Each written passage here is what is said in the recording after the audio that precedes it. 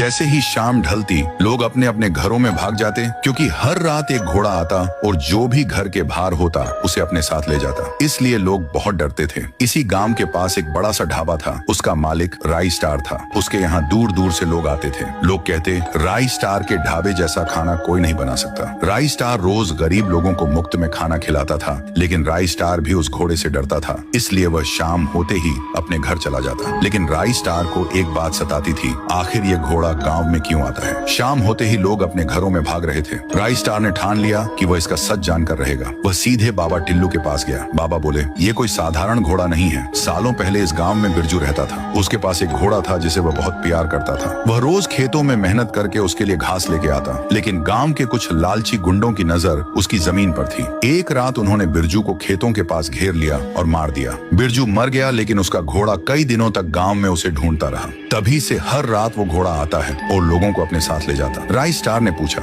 इसे रोके कैसे।